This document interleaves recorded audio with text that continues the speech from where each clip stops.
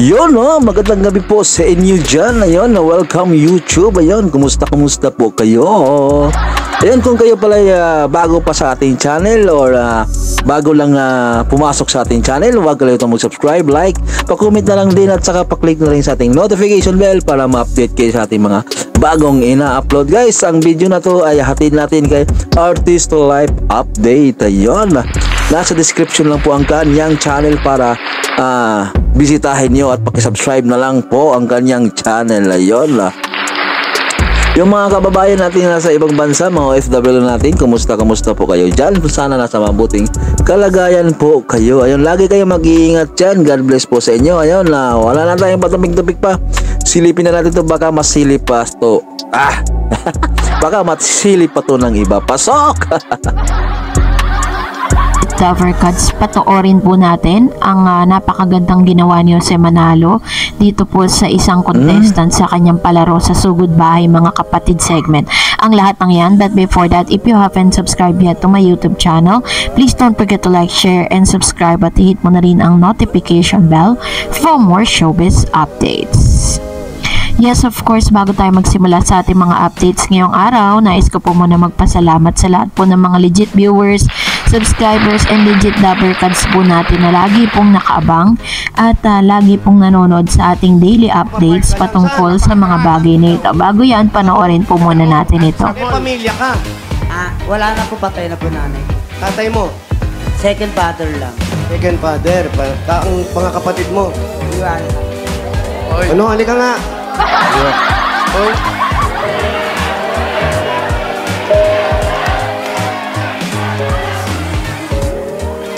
Bakit? Halika dito. Ang mga kapatid mo, iniwan ka. Meron na po sawang anak, lalayo. Lalayo na po lang. Lalayo na sila. May asawa at anak na. Tapos yung stepfather mo, Hindi amin sundo. hindi amin sundo. Hindi kayo magkasundo. Hindi kayo okay. Alam nyo, tinatawanan nyo. Huwag po natin tawanan yung mga kaibigan natin ganito. Unang-una, mas lalo natin silang ingatan. Mas lalo natin silang mahalin. Kasi unang-una, kulang po sila sa pagmamahal. Dahil ang mga magulang niya, wala na. Tapos yung mga kapatid niya, iniwanan siya. Saan ka nakatira ngayon? Dawon sibol. Kanino? Upahan po. Upahan. Upahan? Upahan? O saan na kumukuha ng pang-upa mo? Lang po. Ipon. King, magkano kinikita mo sa parking? Isang 500, 200 kain ko. Ipon ko yung tatlong Magkano na So, ipon gusto mo niya? bang magkaroon ng... Magkano na iipon mo araw-araw? O sa isang buwan, halimbawa, nag-ipon ka. No, 2.5. Bayad na po yung bahay, wala pa yung ilaw, tubig. 2.5 yung bahay mo. Wala pang ilaw at tubig. Tapos yung pag... Kawawa. O, pwede tigwa 100, bigyan natin sa kanya. Kamonesta. Hawa ka mo sila eh. Eto muna yung ano mo. Ayan, yung magkano yan? Bilangin mo. 550. Okay na sa'yo yan. Tapos eto yung doorknob mo. Ha? Di ba may upahan ka? Ngayon, mag-assemble ka ng bahay. Unahin mo yung doorknob, ha? Assemble din. O, tapos, eto yung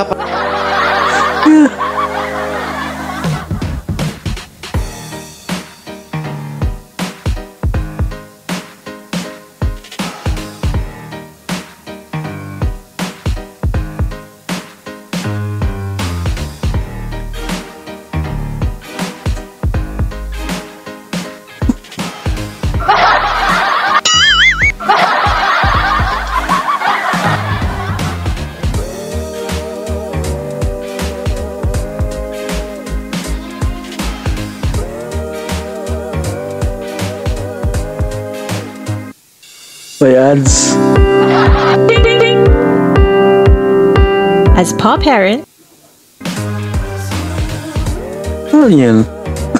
Sobrang awa nga ang naramdaman ni Mayor Jose Manalo sa pagkakataong ito kung saan meron pong isang contestant doon po sa kanyang Sugod Bahay Mga Kapatid segment. Ang naramdaman ni Jose na kinakailangan nga nito ng tulong kung saan sa kanya pong parang ito pong isang contestant na ito ay meron siya or PWD siya. Meron siyang sakit na parang hindi ganon kalinaw magsalita. So nakita po ni Jose Manalo na may malaking pangangailangan itong taong ito. So in-interview niya ito at tinanong kung nasaan ang pamilya nito. Sinabi niya nga na siya ay ulila, na hindi siya ulila dahil wala na, patay na yung kapamilya niya, but napaiyak siya nung kinuwento niya kung nasan yung kanyang pamilya, kung saan nag-iisa na lang daw siya dun sa kanyang inuupahang bahay. Putol na ang kuryente, putol na ang tubig, dahil lahat po ng kanyang mga kapamilya ay nagkaroon na po ng asawa, at ang kanyang mga magulang naman ay pumanaw na, kaya naman siya na lang ang nag-iisa dun sa bahay na kanyang inuupahan. So naramdaman po ni Jose Manalo that this person needs their help. So hindi po siya nagpatubili na bigyan tulong ito pong isang kababayan nating ito. Ito lang po yung isang bagay na talagang magugustuhan natin kay Jose, kasi kapag nakita niya na deserving talaga na bigyan ng tulong ang isang tao, lalo-lalo na dito po sa Sugod Bahay Mga Kapatid segment, ay hindi niya po pinagdadamutang bigyan. Talagang inaabutan po niya to. Although hindi po siya ang nanalo, hindi po siya ang winner, tinanghal na winner doon po sa kanilang palaro na parang hep-hepore, pero Jose Manalo ang binabanggit, ano. At marami pong napaiyak dito po sa segment na ito, maging ang mga Dabber Cats na doon sa kanilang mga tahanan, no. Sa comment section po ay halos mixed emotion ang lahat, no, sa pagkakataong ito. Now, no wonder kung bakit po maging ang Pangulong Bongbong Marcos ay talagang tuwang-tuwa dito kay Jose Manalo. Kung napanood niyo po yung segment po kanina kung saan binuking nga ni Tito Sen kung paano ni-recognize ni Pangulong Bongbong Marcos itong si Mr. Jose Manalo, kasi sabi po ni Tito Sen na may nabalitaan nga daw di umano ito. Siguro po dahil birthday po ng Pangulo, inimbitahan sila doon para po magkaroon ng show, kasi hindi naman dinitalye kung paano nangyari. Sinabi po ni Tito Sen na may nagkwento po sa kanya na nasalubong daw di umano or nakita daw siya ni Pangulong Bongbong Marcos. Alam niyo po ba na kapag ikaw ay mataas na tao, na tas ikaw mismo, siya pa yung unang babati sa'yo, malaking karangalan po yun para dun sa tao na yun, ano. At talagang sobrang nagustuhan nga. No, ibig sabihin, nanonood pala itong si Pangulong Bongbong Marcos dito kay Jose Manalo, at nakakabalita po siya kung paano po pinapasaya ni Jose Manalo ang lahat ng mga legit Dabber Cats po natin dito po sa ating bansa. Talagang kumbaga is ni-recognize po ni Pangulong Bongbong Marcos itong si Jose. So kaya naman sobrang blessed na blessed nga itong si Jose Manalo sa mga pangyayaring ito, no? At ngayon, syempre po, bago naman tayo mag-end sa ating video, mag-react muna tayo sa ilan sa mga komento ninyo patungkol sa issue na ito na acquitted daw di umano itong si Wally Bayola dahil po sa kanyang pagpa-public apology na bagay na kinumpara dito po kay Vice Ganda. Sabi ni Nathan Wayne De Vera, hindi man maganda ang nagawang pagmumura ni Sir Wally Bayola, humingi naman siya ng kapatawaran sa mga mamamayang Pilipino na nagawa niya. Yes, correct. Ayun, isa rin yan nakatulong kay Wally, di ba? Ayun. True naman, di ba? Kasi sabi po ni Miss Lala, through public apology or correcting your mistakes can help, no, dun po sa kaso na to. Malaki pong tulong, pero it doesn't mean na burado na po yung kanyang case. Sabi ni April Cordero, dapat kasi nag-public apology siya, kaso mo kinakalaban pa niya MTRCB, abot parinig niya, kaya ayan ang nangyari sa kanya, I sing pa more. Para naman din nyo naman kilala yung yung Showtime at saka yung si Vice Ganda, di ba? Ay, kailan pa ba yan nag-sorry? Diyos ko, Marimar. Porkit bigatin or sikat, di ba?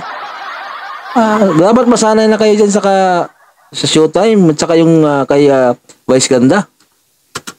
True. Di ba pagkatapos po ng kanilang suspension, imbis na makita natin na nagpapakumbaba, parang mas tinitis or kung ano-ano pa yung mga parinig na kanyang ginagawa. Sabi ni Very Good, TT8KV, ang kulit ng madlang pulpol talaga, oo. Pinipilit isali si Wally kahit nga hindi na malaman kung sino nagmura. Siya pa tong humble na umamin at nagsorry. Kahit sino tao, maantig kapag ang tao ay nagsorry correct. nga, magpakumbaba. Ayun. So, yun naman po talagang inaantay ng MTRCB para dito kay Vice. Kaso nga lang dahil pinaniniwalaan po ng production team, maging ni Vice Ganda na wala silang nilabag na batas, kung saan nag-apela pa sila, hindi para mag-public apology, kundi nag-apela sila para patunayan wala silang nilalabag na batas. Sus, Diyos ko. Ibig sabihin, showtime. Nako. Alam nyo na. Ni Violeta Alfonso 202, di sinadya at sorry ka agad, dapat talaga acquitted, wala namang perfect. Ayun, so ito naman po ang komento ni Miss Violeta Alfonso with regards to that particular problem, ano, kasi yan po yung ginawa ni maaring yun po ay payo din, no, ni Miss Lala, kasi nga naman nakakausap niya siya ng tatay niya regarding sa case na yun. So that's it for today. For more videos and updates, please don't forget to like and subscribe. And Yun. Ano, di ba? Ay, nako. Vice Ganda Ayon, showtime. Alam nyo na. Alam na this, di ba? Alam nyo naman yung gano'n sila kasikat ngayon, di ba? Matataas na yung kuha nila dyan. Yung tawag nito, publicity nila. Kilalang kilala sila kaya ayaw nila mag-sorry. Pinanindigan nila na wala silang nilabag na batas, di ba? Kaya yan ang ginagawa nila. Walang sorihan, di ba? Ayun, isa naman panibagong reaction video ang atin natapos. Kung kayo pala ay bago sa ating channel, huwag kalimutan subscribe, like, comment at pa-click na rin sa ating notification bell para ma-update kayo sa ating mga bagong ina-upload. Guys, ang video na to hatid natin kaya Artlist Life Update. Paki-subscribe lang ang kanyang channel. Nasa description lang po ang kanyang channel. Ayun, God bless po. Ingat and stay safe kayo lagi.